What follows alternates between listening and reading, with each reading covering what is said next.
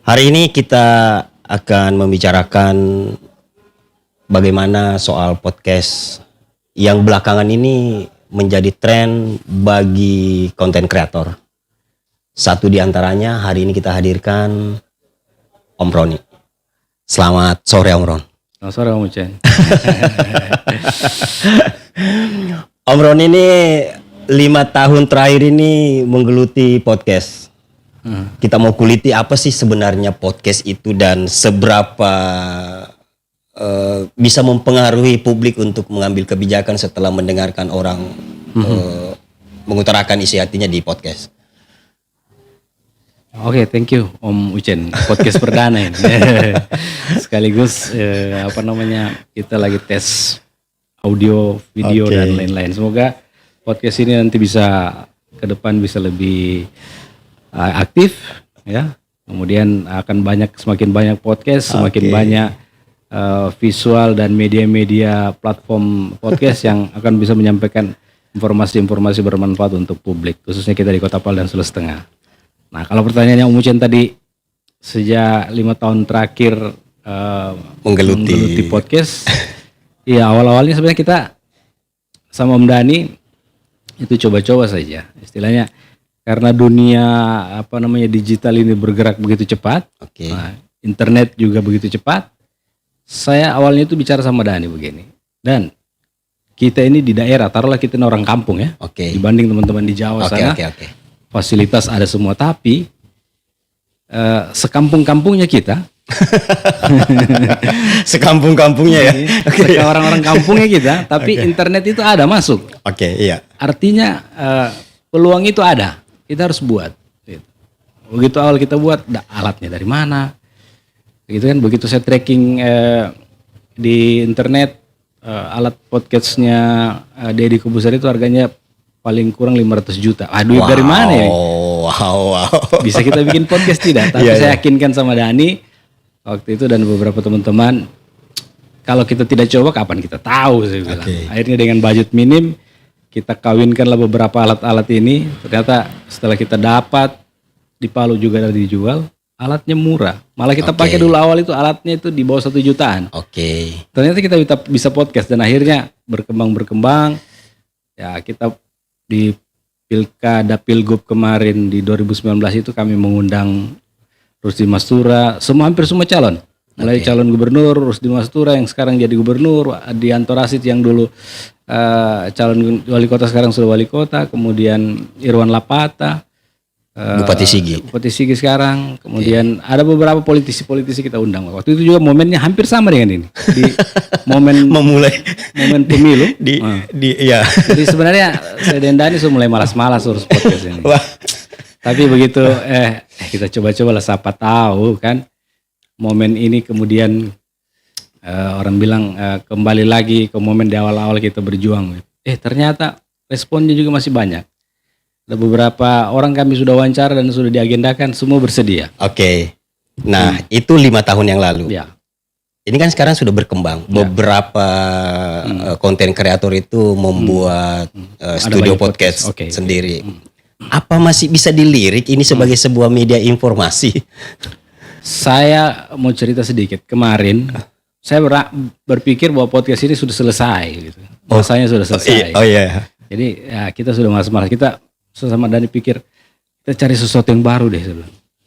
Tapi saya semangat lagi begitu selesai wawancara calon gubernur Hidayat Lama Karate beberapa hari yang lalu, saya posting lah di TikTok saya. Teman saya dari Manado telepon. Hey Om, itu podcast itu pribadi atau media tempat Om bekerja? Saya bilang tidak, itu komunitas teman-teman wartawan di Palu kemudian membuat podcast, namanya Podcast Palu. Artinya dia tertarik? Menurut dia di Manado itu sekarang lagi tren. Dan dia mau juga membuat. Sampai dia tanya alatnya, budgetnya. Dia bilang seandainya kau ada di sini, saya mau kurung kau 1 malam untuk belajar ini. Apa-apanya nih. Saya bilang kayak ayam kita dikurung ini. Berarti masih punya prospek untuk konten kreator untuk meluapkan ide-idenya, masih menjadi sebuah solusi untuk para politikus untuk menjadi sebuah tanda petik ini panggung untuk bagi mereka? Saya kira masih ya, karena menurut saya sama dengan misalnya hadirnya platform media sosial. Jadi kan sekarang di era new media ini semua orang bisa bikin media. Oke. Nah, tadi tanda petik ya, media itu media maksudnya yang hadirnya media sosial toh. Semua bisa menyampaikan informasi, termasuk dulu kan orang bisa wawancara talk show dan semodel seperti ini hanya TV. Oke. Sekarang Benar. siapa yang punya akun medsos, punya YouTube dan punya perangkat dan punya public speaking yang bisa dilatih, bertanya begitu, mengundang seseorang, jadi. Nah, pertanyaan Om Ucen tadi, kalau misalnya masih dilirik kayak ini podcast sekarang ini dengan banyaknya podcast, saya kira masing-masing orang punya segmen. Tergantung misalnya isu apa yang mau dibawa gitu. Di Palu ini kan ada beberapa podcast yang aktif. Selain kami di Podcast Palu ada beberapa media, saya sebut saja ya biar kami di Radar Sulteng juga punya. Kemudian ada pimpinan saya Kabar 68 Podcast itu, Pak Kamil Badrun. Kemudian ada Saraba Channel. Ada kemudian ada Kiri Kanan itu nama podcastnya, itu ada lebih ke segmentasi anak muda dan hiburan band dan segala macam. Kemudian Saraba Channel lebih umum, dia sudah masuk juga ke politik sekarang.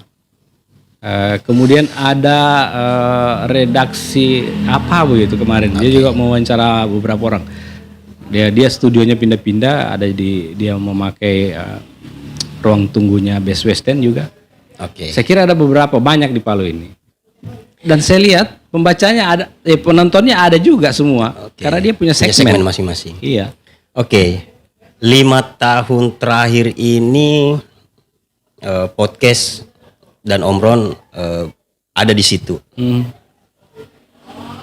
Apakah harus memulai podcast itu menentukan segmen untuk tetap bisa konsisten menyiarkan podcast bagi pemula? Atau ada trik tertentu yang Om Ron bisa bagi ke teman-teman yang mau membuat podcast? Ya, dulu ada beberapa sekolah itu minta saya menjadi konsultan podcastnya. Salah satunya itu adalah Madrasah Aliyah Anur Boots. Itu madrasah modern gitu kan. Begitu mereka berkunjung ke kantor di Radar, saya perkenalkan podcast dan ketua yayasan tertarik. Jadi mulai perangkatnya saya kasih pelatihan dan sekarang podcastnya jalan. Itu mereka mainnya karena segmennya anak muda. Karena muda sekarang kan ternyata ada klasifikasi medsos. Ya, anak saya di usia remaja itu tidak pakai Facebook. Ya, jadi mereka pakai Instagram. Karena mereka lebih asik ternyata bermain medsos di situ. Di Instagram. Nah, jadi podcast di situ bisa dicek, nanti masih aktif sampai sekarang. Cuma memang karena mereka sekolah yang keagamaan, jadi lebih banyak podcastnya itu yang membahas keagamaan, ada mengaji dan membaca ayat suci Al-Quran. Jadi dibuat seperti podcast tunggal begitu. Kami kasih pelatihan sehari dan jalan. Yang awal saya sampaikan ke beberapa orang yang minta pendapat sama saya, bikin podcast itu sebenarnya gampang. Yang susah itu adalah konsistensi untuk menghadirkan konten itu. Ya, karena hari ini misalnya Media Suara Palu bikin podcast dengan narasumber saya, ketika 1-2 kali itu mungkin masih mood. Mungkin mudah-mudahan tidak ya. Tapi berjalannya waktu kalau kita membuat ini menjadi fun, sesuatu yang kita nikmati, saya kira bekerja dan menikmati. Saya kira tidak ada masalah. Kita akan terus jalan dengan apa tema-tema dan narasumber yang kita inginkan. Jadi tergantung kita saja mau lanjut atau memang orang bilang yang penting sudah saya tahu caranya, selesai.